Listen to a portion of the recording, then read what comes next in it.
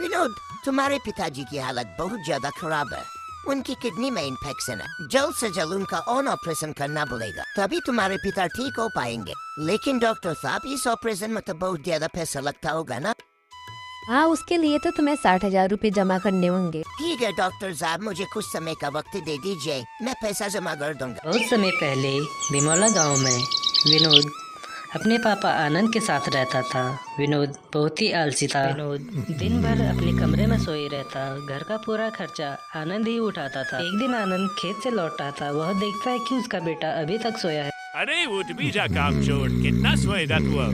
कोई इतना आलसी कैसे हो सकता है? आप भी ना पापा मुझे सोने नहीं देते, कर देना मेरी नींद खराब। अरे गधे निकम्मे, 2 बज गए हैं। अभी मैं खेत से खाना खाने के लिए आया हूँ। जब से तेरी माँ गई है तो मेरे ऊपर बोझ सा बन चुका है। कम से कम कुछ काम तो कर लिया कर। सीधा सीधा बोलिए ना कि माँ बाप के ऊपर बोझ बन रहा हूँ। इतना कहकर विनोद वहाँ से चले जाता है।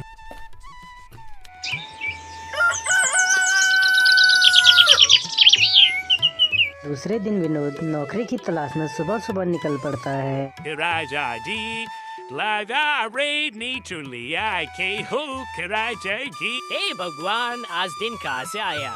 विनोद भाई इतनी सुबह सुबह, अरे विनोद भाई इतनी ठंड में सुबह सुबह इधर क्या कर रहे हो? आप अपने काम से काम रखिए ना। क्या कर ले, जब मन करे तो उठवा, तो के लाजना। तो हर बुध बाद दूसरों के खेत में मजदूरी करके तोरा अपन पेट पाला। तोरा तनी के लाज नहीं लागा, बुढ़ापे में इतना काम करावत बारा। धीरज को उसकी बातों में बहुत ज्यादा गुस्सा आ जाता है। वह जंगल में जाकर एक पेड़ के नीचे बैठ जाता है। पता नहीं ये गांव वाले अपने आप को क्या समझते हैं। दिन भर काम क्या कर लेते हैं, ये तो मेरा मजाक ही उड़ाने लगते हैं। लेकिन मैं भी ना एक दिन बहुत बड़ा काम करके दिखाऊंगा। देखता हूँ फिर मुझे कौन क्या बोलता है। अभी तो मुझे बहुत थकान हो रही है। एक काम करता हूँ, थोड़ी देर यहीं पे पेड़ के नीचे आराम कर लेता हूँ। अरे जी, क्या मूर्ख इंसान है, काम करने के बजाय यहाँ सोया हुआ है। तुझे कोई काम नहीं है क्या? इतना सुनकर विनोद एकदम खड़ा उठता है और बोलता है, अरे भाई जी, क्या दिक्कत है आपको?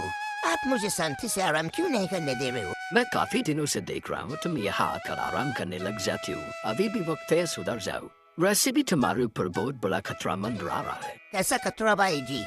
आप यहाँ से जाओ ना, मुझे आराम करने दो। मैंने तुम्हारे बराबर आलसी आदमी आज तक कभी नहीं देखा। काम ढूंढने के बजाय यहाँ के रोज तुम आराम करने के लिए बैठ जाती हो। अरे नहीं नहीं, ये आप क्या कह रहे हैं? मैं काम ढूंढने ही निकला था, बस गांव के एक आदमी ने मेरा दिमाग खराब कर दिया, इसलिए मैं यहाँ की आराम करने के लिए बैठ गया। अरे आलसी आदमी, ये क्यों नहीं बोलता मैं काम ढूंढने निकला था? मेरा मन नहीं किया तो मैं यहाँ के आराम करने के लिए बैठ गया हूँ। तुझे ये सब कहकर मैं अपना समय बर्बाद क्यों कर रहा हूँ? मुझे और भी जरूरी काम है। इतना कहकर वह आदमी वहाँ से चले जाता है। वह आदमी बहुत ही विद्वान था और उसकी बातों का विनोद पर कोई भी असर नहीं पड़ा।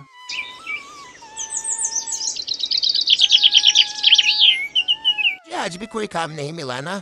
पिताजी, मैं काम ढूंढने ही गया था, लेकिन गांव के बोला ने मेरा दिमाग खराब कर दिया था, इसलिए मुझे आज कोई काम नहीं मिल पाया। बेटा, तू तो रोज कोई न कोई बहाना बनाते रहता है। पता किसी के बोलने से क्या होता है? अगर तू सच में काम करना चाहता तो पक्का तुझे काम मिल जाता। पिताजी, आप बिल्कुल भी चिंता मत कीजिए, मैं कल फिर से जाऊंगा, कोई न कोई काम जरूर ढूंढ लाऊंगा।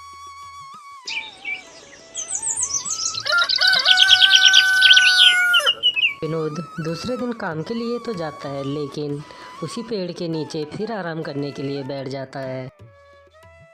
विनोद उस दिन भी बिना काम ढूंढे घर वापस आता है और दोनों खाना खाकर सो जाते हैं।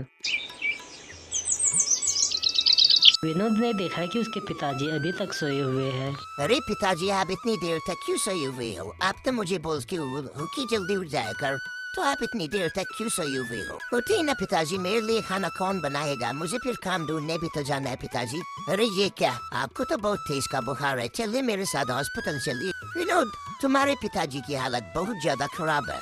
उनकी किडनी में इन्फेक्शन है। जल्द से जल्द उनका ऑन ऑपरेशन करना पड़ेगा, तभी तुम्हारे पिता ठीक हो पाएंगे। लेकिन डॉक्टर साहब, इस ऑपरेशन में तो बहुत ज्यादा पैसा लगता होगा ना? हाँ, उसके लिए तो तुम्हें 60,000 रुपए जमा करने होंगे। ठीक है डॉक्टर साहब, मुझे कुछ समय का वक्त दे दीजिए, मैं पैसा जमा कर दूंगा।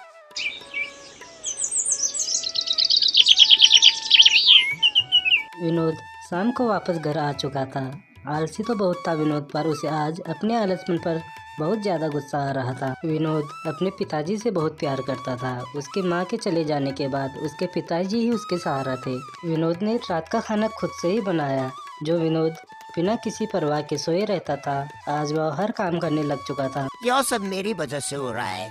काश माँ के जाने के बाद मैं पापा पे इतना बोझ न बनता, आज उनकी हालत ऐसी न होती। अब मैं क्या करूँ, कहाँ से लाऊं इतने सारे पैसे? अगर बाबा का ऑपरेशन टाइम पे नहीं हुआ तो वो भी माँ की तरह मुझसे दूर हो जाएंगे। कुछ न कुछ करके कैसे न कैसे करके मुझे पैसे जमा करने ही होंगे।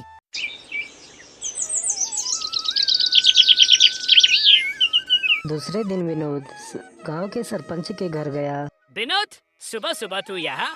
आज इतनी सुबह सुबह तेरी नींद कैसे खुल गई? मुखिया जी, मुझे कुछ पैसों की जरूरत थी। अच्छा, तो तुम मुझसे पैसे मांगने आया है? मुखिया जी, मेरे पापा की तबीयत बहुत ज्यादा खराब है। वो हॉस्पिटल में भर्ती है। डॉक्टर ने कहा समय पे पैसे नहीं भरे तो उनकी जान भी जा सकती है। आप मुझे कुछ पैसे उधार दे दीजिए, मैं दिन रात मेहनत करके आपके पैसे चुका दूंगा। मेहनत? और वो भी तू? जा किसी और को पागल बना। यह तो वो नहीं था एक न एक दिन बेचारा आनंद तुझ जैसे भैंस को पाल रहा था।